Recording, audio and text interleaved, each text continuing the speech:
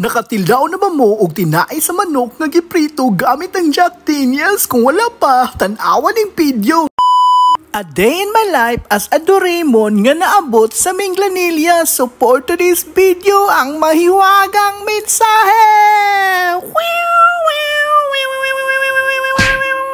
Aw kay gigoto man si Doraemon, dinaog na dayon ko og nangita ko pwede na tong lutuon para atong kanon. Og nilahos na dayon ko sa amo ang refrigerator para magkuha ko kung unsay pwede na tong lutuon. Og pag-abli na ako, naaman di ay diri ang isaw nga gipalit na ako sa katong nagtinda nga ni Ari sa mua nga suki na ako.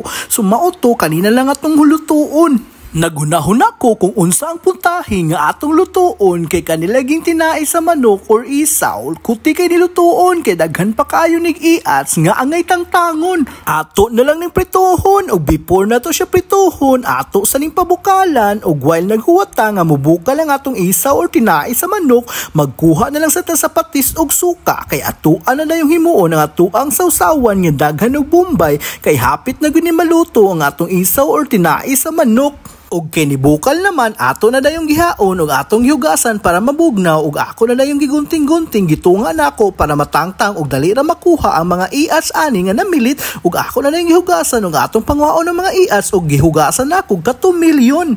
Og gibutangan na dayon nako og limonsito para mawa ang iyang langsa og atoan na dayon ibutangan og itlog og ang iyahang crispy fry para ready na ni siya prituhon. Ato sa ning ukay-ukayon kay para ato na dayon ning prituhon. Og mauni ang makadalag lami sa ato ang prituhon kay ato ang mantikang gamiton kay pwerte jud aning mahalon og di gini basta-basta kay Jack Daniels gid ang brand ani atong mantika og mauni makapadag-lami sa ato ang isaw or tinai sa manok. Og mauto nagsugod na dayon ko og prito og ako na dayon gipanglunod ang isaw sa manok og pila lang ka minuto na luto na dayon og atuan na dayon ning haunon og sugdan na dayon nato ang ato ang paglupad kay para mukaon na dayon tat.